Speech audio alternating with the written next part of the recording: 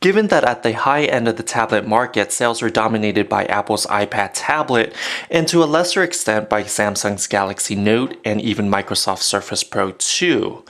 At the low end, where price is competitive, we see Google's Nexus 7 dominating the charts along with Amazon's Kindle Fire tablets. Is there room for Nokia's first foray into the tablet market with its Windows tablet? Join me in this video review as we take a look at the Nokia Lumia 2520, which runs not Windows 8, but rather on Microsoft's tablet-centric Windows RT operating system. Nokia has released the Lumia 2520 at a very interesting time considering that the device competes directly with Microsoft's Surface 2 hardware, and the device is released just as Microsoft is acquiring or in the midst of acquiring Nokia's devices division. So in essence, the Lumia 2520 will not only compete with the Surface 2, but it will also occupy the same space in Microsoft's portfolio once the acquisition goes through. Regardless, the Lumia 2520 is an interesting and compelling option for those who are interested in a Windows RT tablet or one that runs Microsoft's ecosystem. It, along with the Surface 2, represents only two Windows RT devices that are released this year in 2013. So let's go ahead and take a look at the Lumia 2520. On the front, you do have a 16:9 aspect ratio display. It's a 10.1-inch display with great viewing angles and colors that are vibrant and makes the live tiles, the colors in the live tile, pop and appear as though they're floating on the display itself.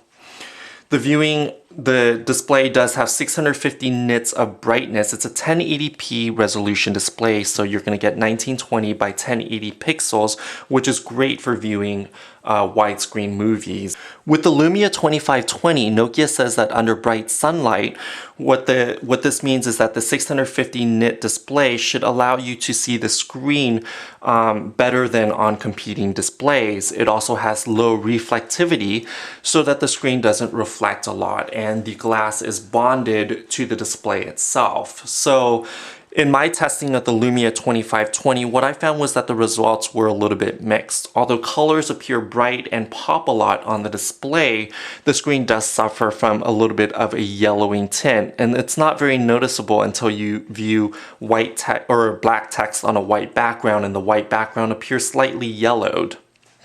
The other issue is that when you're viewing the display under bright direct sunlight, the screen on the Lumia 2520 doesn't appear as bright as what Nokia claims. When we compared the screen of the Lumia 2520 under direct sunlight against the Dell Venue 8 Pro, which is an 8-inch Windows 8.1 tablet from Dell, the Venue 8 Pro actually did a little bit better under direct sunlight than the Lumia 2520. The Dell showed through more brighter, so you can see the screen better than the Lumia 2520, although the Lumia 2520 does appear a little bit washed out under the bright California sunlight. If you strain a little, you can still make out the text and the graphics that are displayed on the device itself. Under a shaded tree, under the sun, but through shaded tree, you can see that the Lumia 2520 in our testing against the Dell Venue 8 Pro did a lot better than the Dell model did. With the low reflectivity and the 650 nits of brightness, the Lumia 2520 just popped. Colors popped, everything just was clear and vivid on the Lumia 2520, whereas on the Dell Venue 8 Pro, under shaded trees, in the shade, the Dell Venue 8 Pro just appears a little bit more washed out than the Lumia 2520. So that's just the screen portion of the Lumia 2520. Let's go ahead and take a look around the device. On the front center, at the top of the device, you'll notice that there's a 1.9 megapixel camera, and then just above that, you'll notice that there is a green LED light.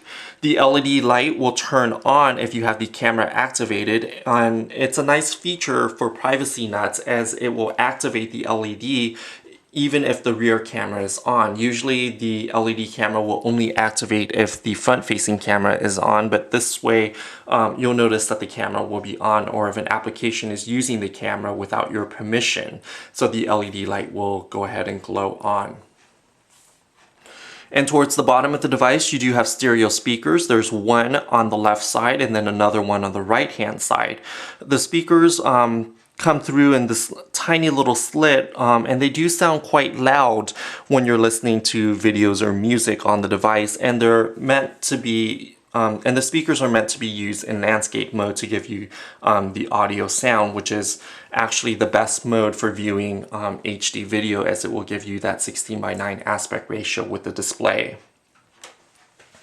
On the sides of the tablet, starting from the right-hand side, you'll notice that the right-hand side you'll have a micro USB 3.0 port along with a micro HDMI port. This is an interesting configuration considering that the device doesn't have any full-size USB ports. So with the micro USB port, you're going to go ahead and if you want to connect a flash drive or any USB peripheral to the Lumia 2520 tablet, you're going to have to purchase a micro USB 3.0 on the go or micro USB 2.0 on the go, and you can go ahead and search USB OTG cables on Amazon or eBay, and this will allow you to convert the cable to accept a full-size USB device so that you can plug in your flash drive or a portable hard drive to the Lumia 2520 to access the files that way. But the device itself doesn't have any full-size ports. At the top of the device, you'll notice that there's a power button here and the volume's up and down rocker. On the other hand, on the other side, you're gonna see this little port here. It doesn't sit quite flush with the device, and it actually juts up a little bit, which is a little bit annoying if you're a perfectionist, but this tray actually protrudes a little bit, and it's accessible via a paper clip or a SIM ejector tool, and the tray actually houses both the SIM card and a micro SD XC card. The tablet itself comes with 32 gigabytes of storage, although you're going to find a little bit less than that because Windows RT does occupy quite a bit of space on the tablet, so you're going to find closer to half the storage capacity. So you're going to get about 16-17 gigabytes, and then you can also add a 64 gigs. The way that the memory card is arranged on here is a little bit inconvenient in that it doesn't allow you to readily swap out the memory card. You have to use a SIM ejector tool to remove the tray and then pop in a new memory card. So it does require a little bit more work than just inserting and ejecting the tool as you would, or the card as you would on a Surface 2. And then on the left side of the tablet, you see two ports here, or two holes. One is for the 3.5mm audio jack, which is located towards the top of the tablet. And on the bottom, you have a standard pin-style charging port here. So it doesn't charge via the micro USB port, which is unfortunate. And you do have to carry around a separate charger if you're traveling with both a smartphone and the Lumia 2520. On the bottom of the device, you do have a magnetic docking connector, which docks with an optional $150 accessory. It's the Nokia powered keyboard dock. So once you dock in the tablet into the keyboard dock, it will give you not only a keyboard with a trackpad similar to Microsoft's touch cover for the Surface 2, but it also gives you access to two full-size USB ports along with an additional 5 hours of battery life. With the Lumia 2520, in my testing of the tablet so far, I noticed that I get between 9 and 14 hours of battery depending on if the wireless radios are on, if Wi-Fi is on, and what task I'm doing. So if I'm just cranking out a document or just reading documents with the documents stored on the device and I don't have to have Wi-Fi or the mobile broadband radio turned on, I can have up to 14 hours of battery life. However, if Wi-Fi is on and I'm maxing out the processor, which is a quad-core Snapdragon 800 CPU, then I'm gonna get a little bit less than 14 hours. On the rear side of the device, this is the front side, we've talked a little bit about the screen and the reflectivity, and on the rear side, I have our review unit comes in a matte black finish, which is nice as it doesn't attract fingerprint and it's easier to grip and it's not quite as slippery. So you have a matte black finish here. This is the AT&T 4G LTE model, and Nokia also makes other bright color variations, such as a glossy candy shell red version for Verizon's 4G LTE network. On the rear, you do have this area that's clearly marked for NFC, so if you have a Lumia smartphone with NFC capabilities, you can go ahead and tap the phone to the rear to transfer documents and pictures to your Lumia tablet here using the NFC tap to share functionality. You also have a 6.7 megapixel camera on the rear that has an aperture of f1.9, which should be awesome with low light photography. So if you're in the dark and you're trying to take a picture, despite not having a flash, this camera performs remarkably well, and it also comes with Zeiss optics. The camera itself should be noted that it's better than average for a tablet class device. However, when compared to a smartphone such as the Lumia 920 with an 8 megapixel Zeiss lens, Carl Zeiss lens, and a spring-mounted camera, smartphones will probably do a better job with taking photos and capturing videos that way. So although the camera on the Lumia 2520 will serve you well in a pinch, don't expect to rely on it for, your National Geographic style shots with the 2520. And speaking of AT&T's 4G LTE network, when I'm using the tablet and browsing the internet, all you would need to do to connect to AT&T's 4G LTE network is swipe in from the left-hand side, hit settings, go to your wireless network, and then you can go ahead and toggle both your mobile broadband connection as well as your Wi-Fi. So if you want to turn off Wi-Fi and turn on AT&T's network, and you can just tap on it and then tap connect. I found that download speeds were actually generally pretty good. So we're going to go ahead and connect to Gotta Be Mobile.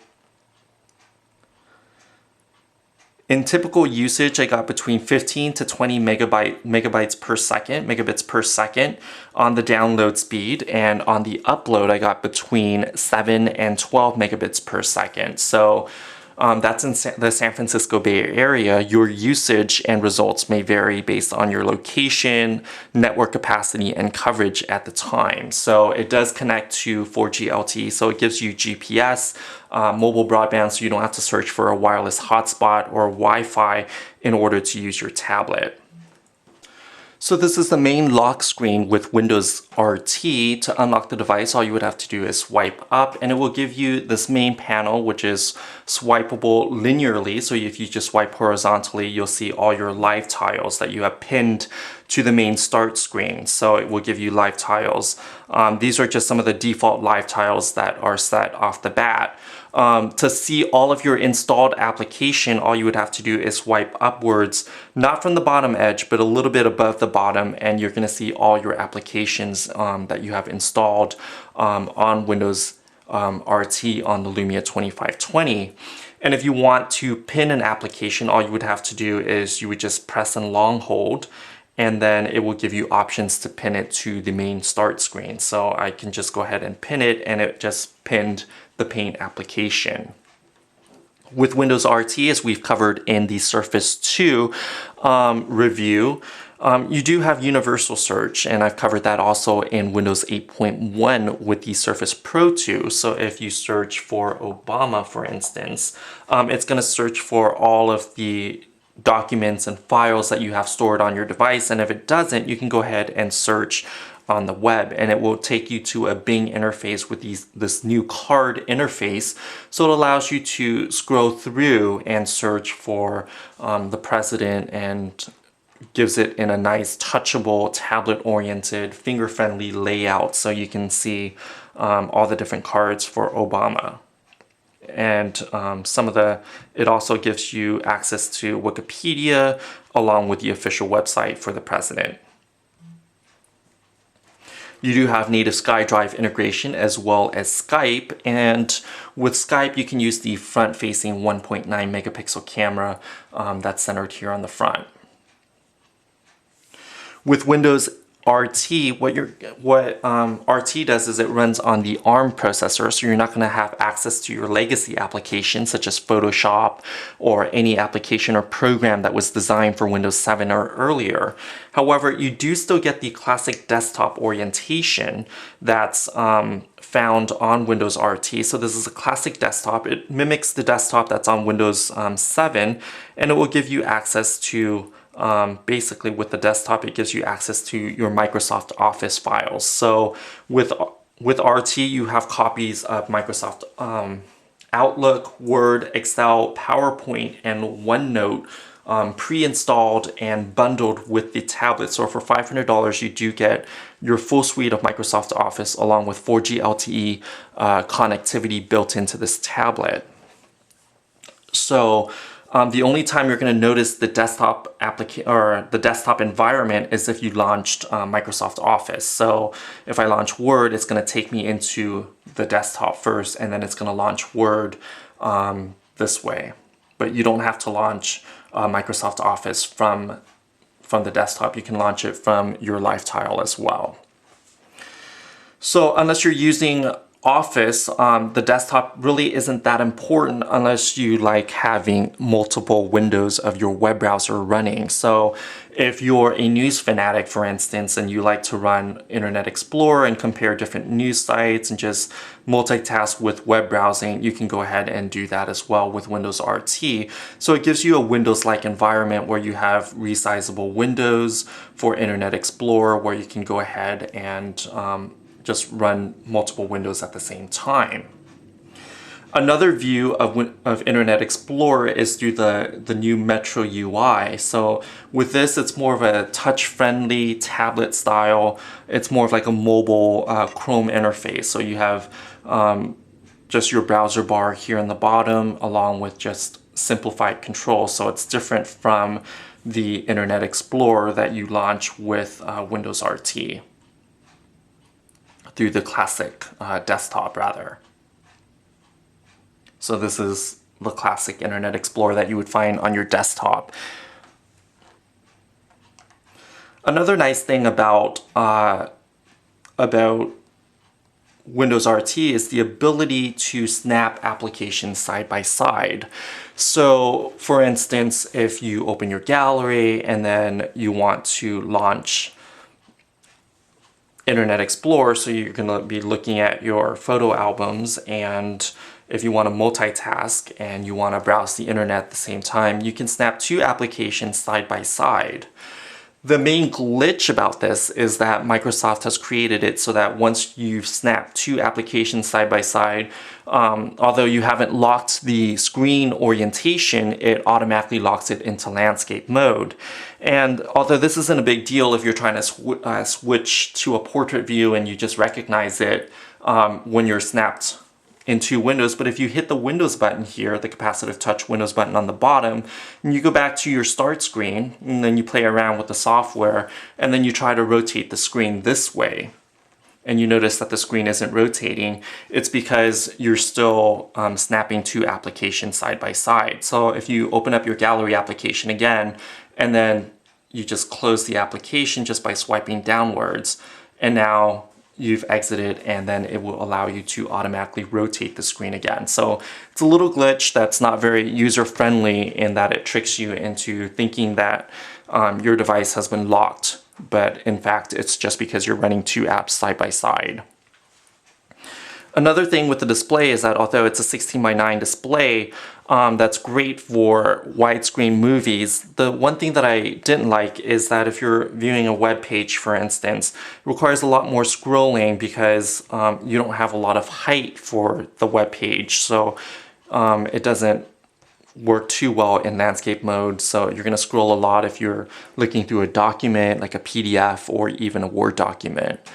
And in portrait mode, which is the mode that I actually prefer for viewing magazines and even ebooks, I noticed that the screen's a little bit too narrow and a little bit too long, so it's not the standard 8.5 by 11 aspect ratio size that traditional US paper is made. So it's a little bit of a different aspect ratio that's more conducive for entertainment, such as watching movies rather than ebooks and magazines and even productivity.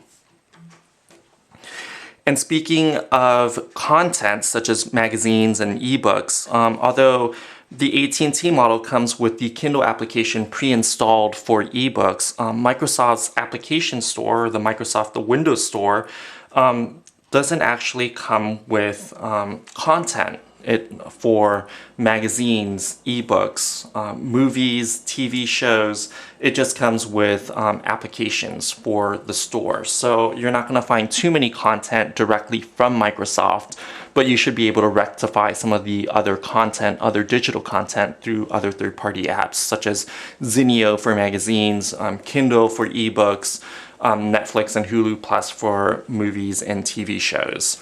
But you do have to rely on third-party applications. And at this time with Windows RT, there aren't that many third-party applications available. There are a number of big third-party applications, but you're not going to find the breadth that's available out there for iOS or even for Android. What I can say is that the applications that are designed for Windows RT and the Metro UI is that the applications do adhere to the tablet orientation a lot of the time, so that they're designed for tablets and they're easier to use versus a lot of the apps that are available for Android tablets are just scaled up Android smartphone apps. So here you're going to find multi-columns, multi-panes, so it's more conducive to a larger tablet display.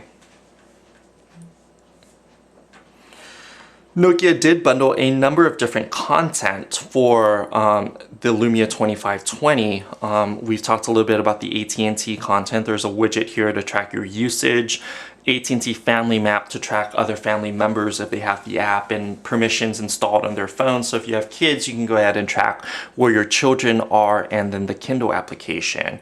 The Verizon version would have separate apps for Verizon Wireless, but this is the AT&T model. AT&T also included Nokia Mix Radio, which gives you access to a Pandora-like service. It's a free service, and it allows you to create playlists, curated playlists based on the artist, the music genre, or even the song title. So all you would have to do is search your favorite artist, and it would create a mix based on that artist. So it's very similar to Pandora in that essence. There's also Here Maps, which allows you to search nearby businesses and locations, and also find your directions and navigate that way. So you can find directions, you can find different places, and you can explore local businesses. And then the directions that Here Maps gives you, these directions aren't spoken turn-by-turn directions. They're written turn-by-turn direction, much as you would get from Google Maps on the desktop, but they're not spoken, so you're not going to get any audio cue of turning left or right. So this tablet isn't meant to be used as a car navigation tablet in that essence. And then there's also the Nokia camera application. So this application is very similar to what we saw on the Nokia Lumia 1020, but it doesn't give you all of the pro features that are cumbersome, such as all of the direct settings for the aperture and shutter speed. It does give you access to various different scene modes here. And it also gives you access to taking photos or videos. You can tap to focus. And this is slightly different from the Windows camera application, where once you tap, it would take a photo rather than focus. So here you would have to tap to focus, and then you would hit the camera shutter to capture the image that way. And then if you swipe upwards from the bottom, you have additional settings. So you can switch to the front-facing camera. Shutter delay, actually, if you kind of mount the tablet or lean it against the wall, you can set a shutter delay so that it would take a picture in 10 seconds, for instance. So it'd be great for taking a group shot, So you can frame your group shot, lean the tablet against the wall, and then hop in, wait 10 seconds, and then it would capture your group shot with you in it. And then you have additional options as well. So you can turn on or off your framing grid, and then you can change your aspect ratio between 16:9, which takes up the full screen, or 4:3 aspect ratio. The thing about some of the Nokia bundled apps that are preloaded with the Lumia 2520 that may be confusing for first-time owners of a Lumia tablet or even a Windows RT tablet is that the apps do duplicate some of the functionality that Microsoft has bundled with Windows RT. For instance, Nokia Mix Radio actually duplicates some of the functionality that Microsoft has built in with Xbox Music, particularly the radio functionality that allows users to create customized playlists based on specific artists or genre of music that they have chosen. So some of that functionality is duplicated. However, Xbox Music does allow you to purchase songs and albums a la carte. So if you like a music or a track, you can own it yourself by purchasing it through Xbox Music. Similarly, the Nokia Storyteller application does duplicate the Photo Gallery application. However, on Photo Gallery, you're going to just see a stream of images without any context, whereas on Storyteller, you're going to see the context of geolocation and also the timeline of when you have taken the images yourself. And then Nokia Here Maps, although it does allow you to discover what's nearby and what's around, and to have turn-by-turn directions, but not spoken turn-by-turn directions. You can also find similar functionality using Microsoft's Bing Maps application, which gives you a lot of the similar functions. So you can go ahead and search for businesses and explore what's around you that way as well as getting directions. However, as neither application gives you turn-by-turn direction, you likely won't be mounting this, hopefully, to the dashboard of your car to get turn-by-turn GPS driving direction, because a smaller smartphone would likely be a better fit for that.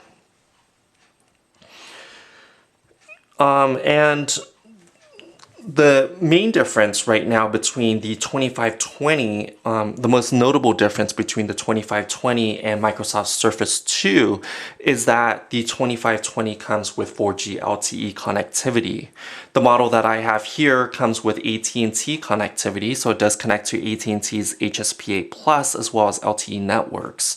So what this means is that in the US, I would typically, in the Bay Area here, I would typically get between 20 megabits per second on the upload or download speeds rather. So 20 down and around 10 upload. The Lumia 2520 also comes with Verizon 4G LTE as well. So depending on the model that you choose, you're going to get connectivity or the option to connect to your favorite mobile broadband network. Whereas on the Surface 2, you can only get it in Wi-Fi only. And then the Lumia 2520 obviously doesn't come with Wi-Fi only at this time, so it does show that the device is designed by a key player in the mobile market. So Nokia does show its lineage here with its heritage in mobility by bundling in 4G LTE radios. I'm Chang Wen for Gotta Be Mobile. This has been a quick look at the Nokia Lumia 2520. Join me on gottabemobile.com for our full and in-depth review and our opinions on this device when compared to other devices on the market today. Thanks for watching.